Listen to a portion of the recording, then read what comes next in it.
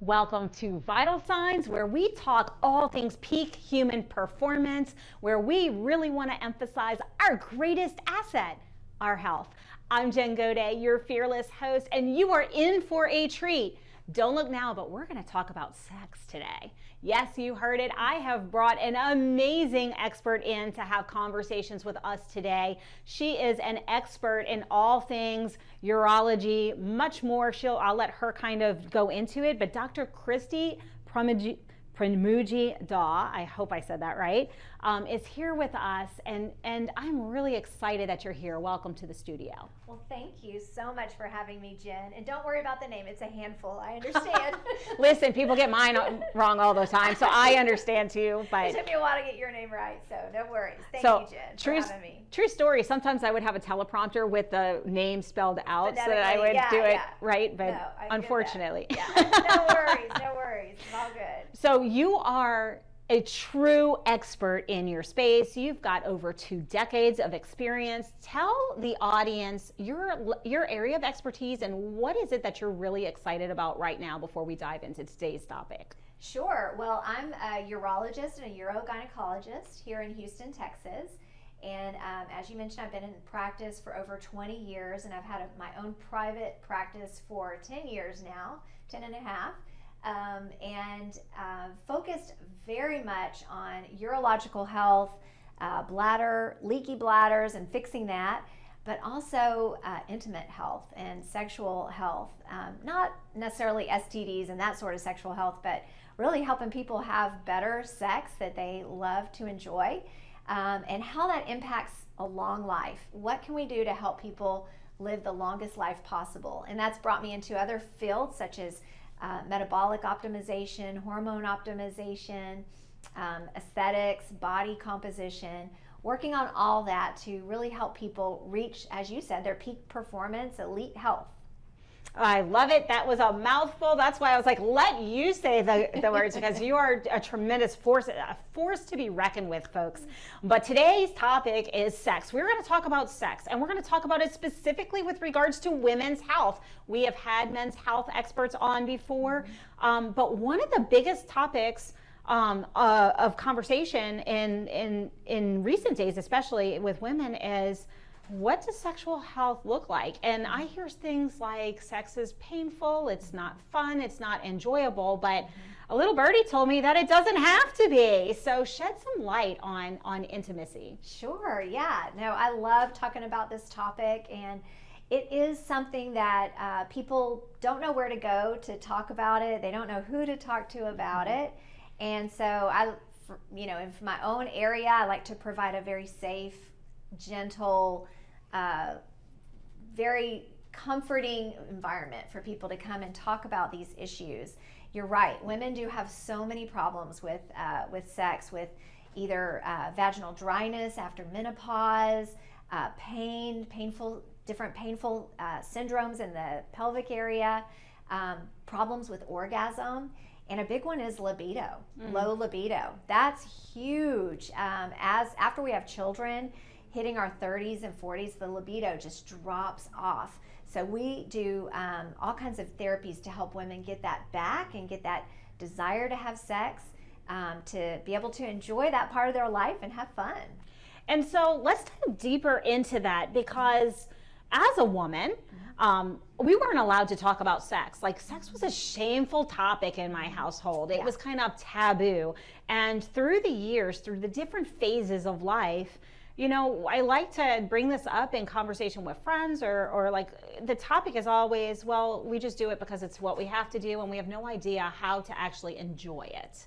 Yes. Can you give us a little enlightenment into how do we as women get to the point where we can have orgasms and regularly? Yeah. Because that's what should be the case. And what do we need to work on, or what do we need to know as women? Yeah, that's a great question, and that's a very loaded question. It's a very broad topic, but it is very important because it's interesting because women have, and we're going to talk very frankly here, so I hope your audience is ready, but the women have a very special organ. It's called the clitoris, right at the top above the vagina, above the urethra.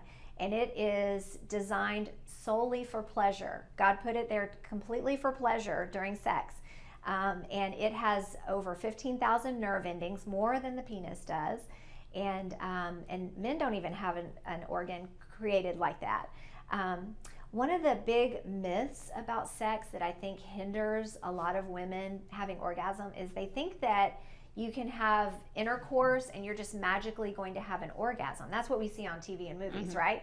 But most women, the majority of women, do need clitoral stimulation, either directly or indirectly, manually, orally, a vibrator, whatever they need to be able to have an orgasm. And it's a process of getting to know your body, hopefully working with your husband that is very open and willing to learn and willing to get to know your body as you're getting to know your body. But finding out what's going to work for you and what feels good to you, what's going to help you be able to have better and more orgasms. There's a lot that goes into it. There's a lot that can affect us from our childhood, like you said, whatever the attitudes were in our childhood household. There's medical conditions that can affect it, psychological, relational. It's a very complicated issue, but it can be solved. That's the bottom line, is it can be solved. And I think it should be solved because I think that we should be able to enjoy it. There's a big orgasm gap. Men have orgasm at least 80% of the time, and women it's about 20%. So we want to close that gap so that both the man and the woman are enjoying sex, having an orgasm. And I do want to point out that sex can and should be very pleasurable even without orgasm, and that we don't want to get so focused on we have to have an orgasm every time that puts so much pressure on it, and that's the only thing that we're going for, because there's so much more that's enjoyable about it. Yeah, and so there's this piece that we've just discussed, and then there's the libido piece as well, because as women, as we get older, that libido tends to drop, and maybe we've never really figured out how to have pleasurable sex, so it has now a negative connotation, and we have a low libido. Talk to me about the role of hormones and you know, our health, our physiological health when it comes to sex, so that we can address that, because folks, a declining libido is not necessary. We can fix that. We live in 2025. Yes. So talk to us about how those interrelate and what can we do about it. Yeah, so libido is in the brain. It's in the heart and in the brain, that desire to have sex. It's a natural drive that we have, especially when we're younger and we're of childbearing age.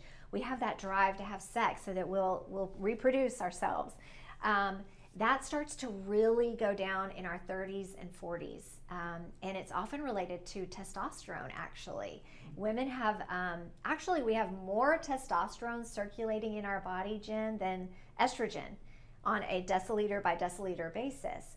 Now, the balance is, of course, totally different between men and women, but we still have a lot of testosterone in our bodies. And when that goes down, it's a very slow decline. It's not like menopause. Menopause, the estrogen just drops off. We feel it. We get the hot flashes. We feel terrible. The testosterone's a slower decline, and before we know it, we're just like, I don't want to have sex. That's the last thing on my mind.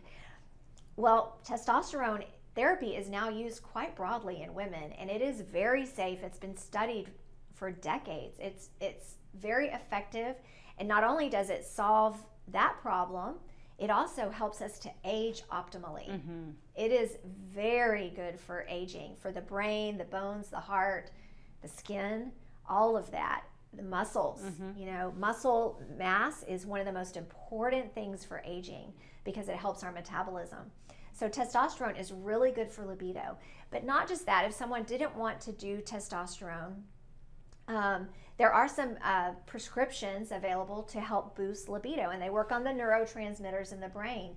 There's a pill that you can take every night, and there's an injection that you can use on demand that will increase that sex drive and give you that sense like, oh, I do want to have sex again. It's not just a chore. Oh, what a wonderful thing. Yes. It's amazing what has advanced over the years. And so we do have to take a brief break, but I just want to kind of recap for you. If you're watching this, we don't have to live in a state where our sex drive goes down and just think that, oh, that's normal aging, because it's not. There are things that we can do so that we can continue to enjoy that aspect of our life. And sexual health is a very important part of our life. We will be right back after these messages where we dive deep into hormones and metabolic health, because we're here about peak performance, so stick around.